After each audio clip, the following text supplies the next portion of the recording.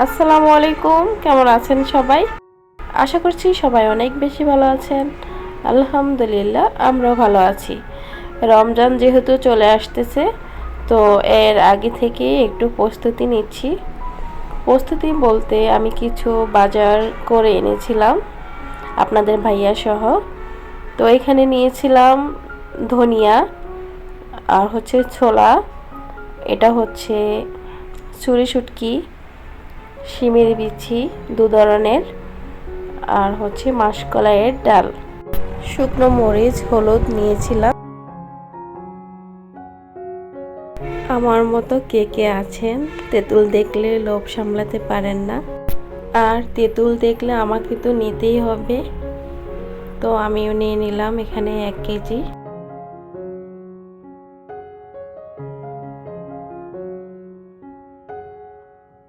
এগুলো 12 মাস পাওয়া যায় না, কিছু কিছু সময় এগুলো পাওয়া যায়, যেমন শীতকালে বিশেষ করে তেঁতুলটা পাওয়া যায়।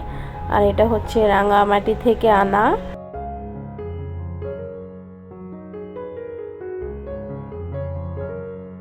পাতা দিয়ে মোড়ানো।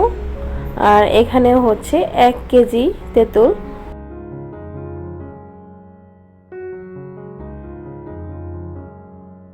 তো তেঁতুলগুলো আমি কিভাবে সারা বছরের জন্য সংরক্ষণ করি, সারা বছরই ভালো থাকবে এভাবে রাখলে, আশা করছি পুরো ভিডিওটা জুড়ে আমার সাথেই থাকবেন। আর এখন যারা আমার সাথে আছেন প্লিজ একটা লাইক করে ভিডিওটি দেখা শুরু করবেন।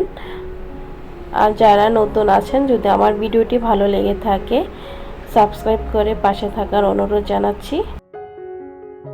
এখানে আমি 2 ধরনের শিমের বিচি নিয়েছি, এগুলো হচ্ছে একটু লম্বা টাইপসের।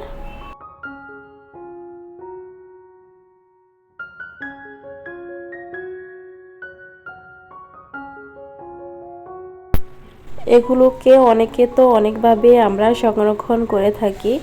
তো আমি যেভাবে সারা বছরের জন্য শিমের বিচি সংরক্ষণ করি সেটাই আজ আপনাদের সাথে শেয়ার করব।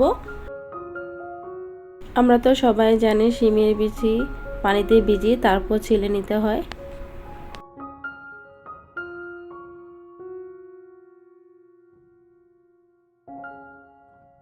এখন তেঁতুলগুলো আমার বারান্দাতে রোদ্রে দিয়ে দিচ্ছি।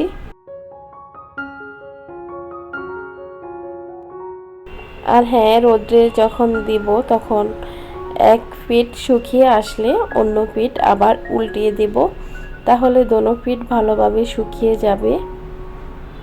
যেহেতু এগুলো একটু একটু ভিজা ভিজা, এ কারণে একটু রোদ্রে দিলাম।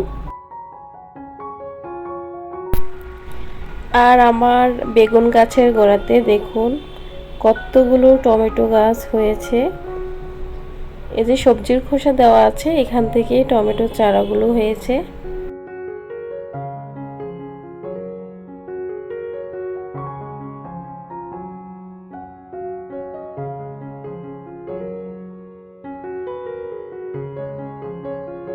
তেঁতুলগুলোকে আমি এখন পরিষ্কার করে নিয়েছি, নিয়ে একটা বক্সে রেখেছি। এভাবে একটু হালকা শুকিয়ে রাখলে তেঁতুলটা সারা বছর ভালো থাকবে। আপনারা চাইলে এটাকে নর্মাল ফ্রিজেও রাখতে পারেন বা এমনিতেই রেখে দেওয়া যাবে, নষ্ট হবে না।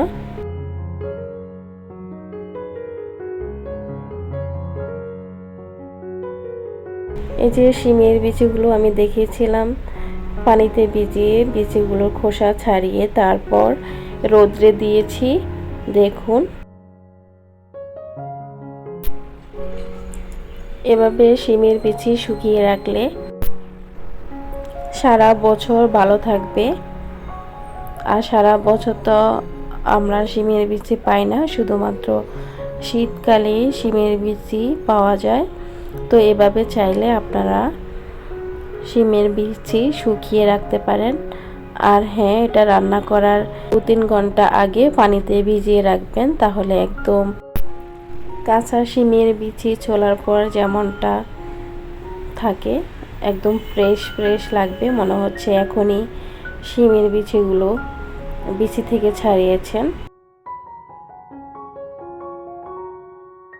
তো তো আমি এগুলোকে কাচের জারে রেখে দিব।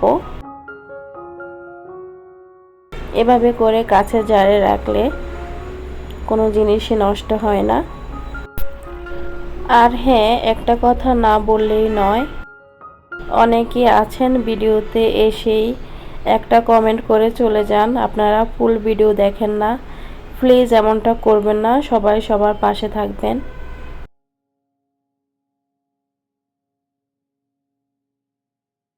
ভিডিও দেখেন সেটা কিন্তু আমি বুঝতে পারি